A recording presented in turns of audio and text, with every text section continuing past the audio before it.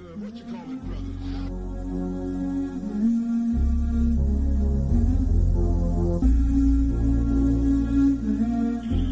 Welcome back to Black Autonomy Federation Radio.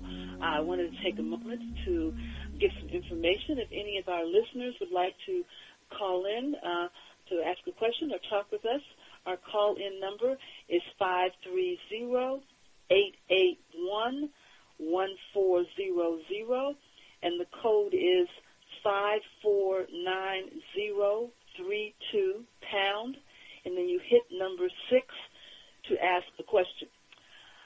That clip we were listening to at break with Malcolm X is very important, and this has been written about. Malcolm was not just talking off the top of his head. He knew exactly what he was talking about. Historians have written about this, the money that was paid out to the civil rights groups. Now, civil rights groups obviously needed money for their work, but, we have to sort of be critical of how this money was paid and what it was paid for. I wanted to take a moment to talk about how micromanaged the March on Washington in 1963 actually was. Malcolm was talking about all this money that was divided among the Big Six organizations: Southern Christian Leadership Conference, NAACP, National Urban League, Congress of Racial Equality, and the Student Nonviolent Coordinating Committee. What's interesting is that the Student Nonviolent Coordinating Committee did not get hardly any of that money. They got some, and they didn't get hardly any of it because many people in the Student Nonviolent Coordinating Committee were not happy with how the March on Washington was proceeding. They did not like the fact they felt like they were being sold out.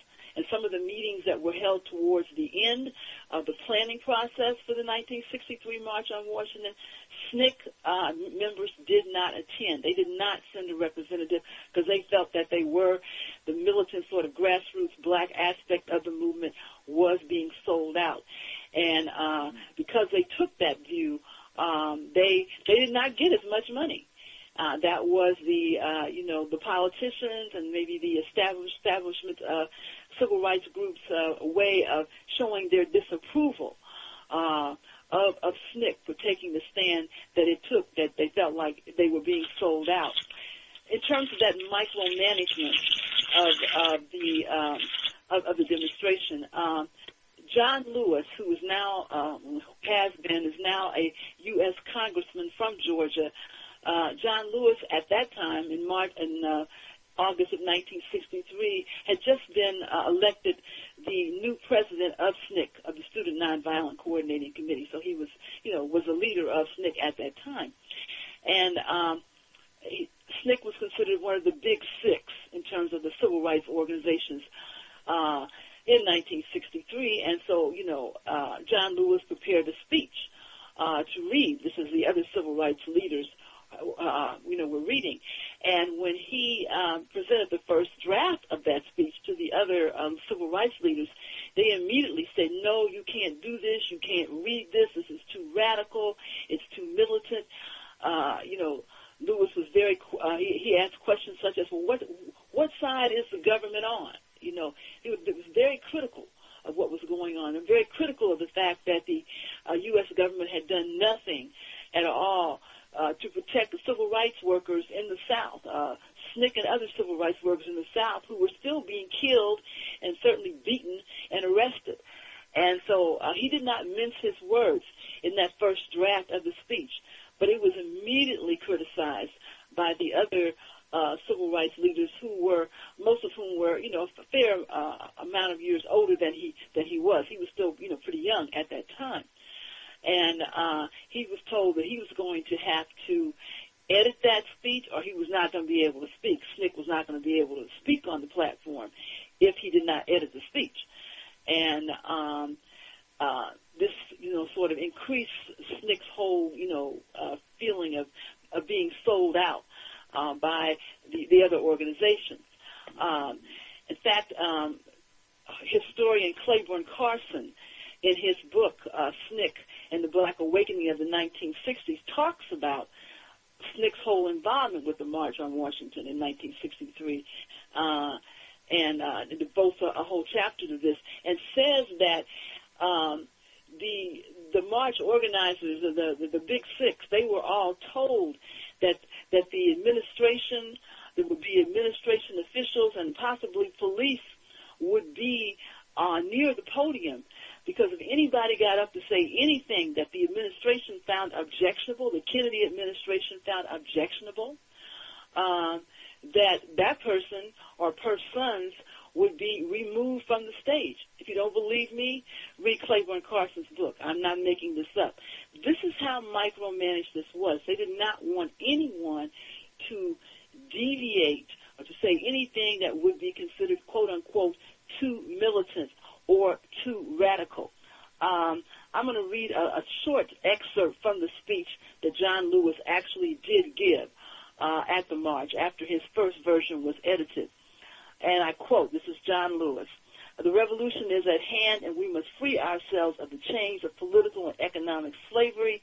The nonviolent revolution is saying we will not wait for the courts to act, for we have been waiting hundreds of years. We will not wait for the president, nor the Justice Department, nor Congress, but we will take matters into our own hands and create a source of power outside of any national structure that could and would assure us victory. For those who have said, be patient and wait, we must say patience is a dirty and nasty word. We cannot be patient and do not want to be free gradually. We want our freedom, and we want it now. We cannot depend on any political party, for the Democrats and the Republicans have betrayed the basic principles of the Declaration of Independence." And that's the end of the quote from John Lewis. It's amazing that he was even allowed to say some of this stuff, which in and of itself is not really radical. But I just read that, to give you an example of what he said and how he had to tone down what was said. So there was a lot of stuff that was going on behind the scenes that most of us did not know was happening.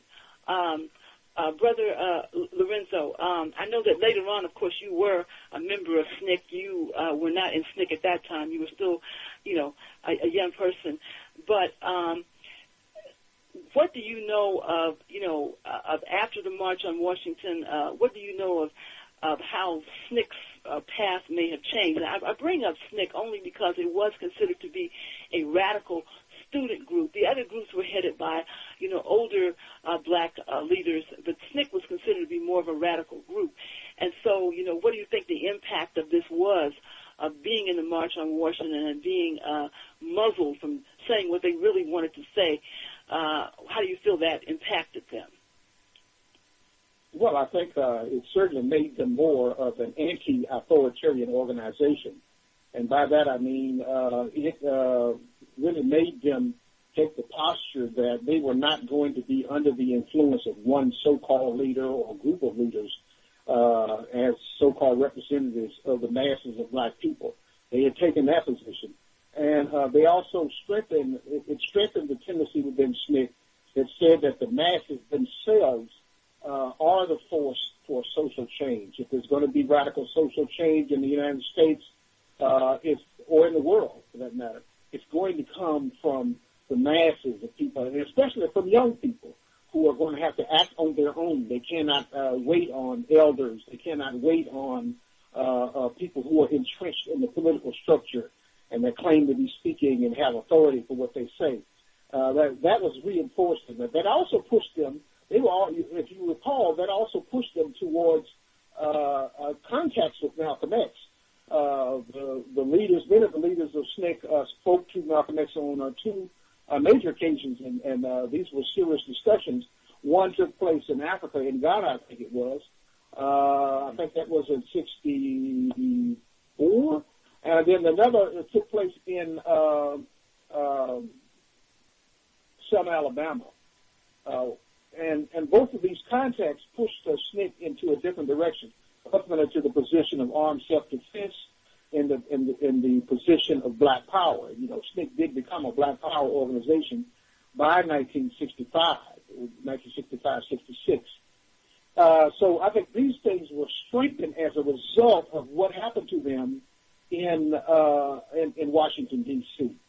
And also this whole thing about not being under the control of money. That was a big thing about SNCC organizers, is that they were not going to be under the influence of white money.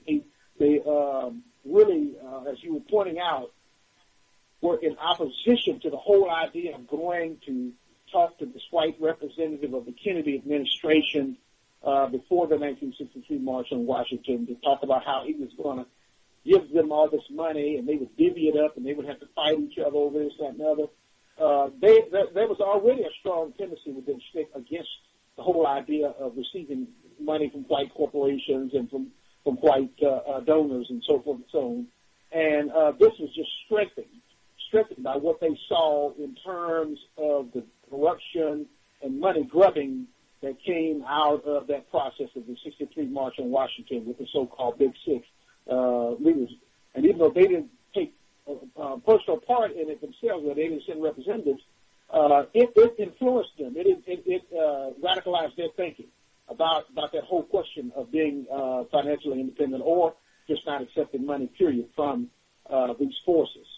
And it brings us really down to this time, because what we're looking at right now, and I talk about it all the time, the creation of the so-called nonprofit industry or nonprofit complex, or whatever you want to call it, the whole creation of that came from this period in 1963, that whole concept of the government, private entrepreneurs, and others financing social change groups to moderate their politics. That came out of the 1963 March on Washington. It's something that people don't really talk about today, but we need to understand that, because these things are happening right now, again, on a larger scale. Right now, most of the movements in the United States, and instead I just point to the United States, but most of the movements in the United States are financed by corporate grant money. They're financed by corporate grant money. They're not independent. And, of course, he who pays the piper plays can call the tune, as simple as that. So we need to look at that and understand that and put that within context of what's happening now. You got to think outside the box. Thinking outside the box is not just some book somebody gives you. You got to learn, but you've also got to look at what's happening now today. And so they're running a game right now. A game right now is being run on us, telling us that black politicians, for instance, are our friends and our leaders. They're not our friends and they're not our leaders. These black politicians, Obama on down to the mayors and the rest of these black politicians, none of them, not without any exception, not one of them, as a class, they are a corrupt and irredeemable force. And they're working for the man. That's what they're working for. They're working for the government. So I said, well, I'm going to fight the government. I'm going to set up dual power. You can't do that because you're part of the government.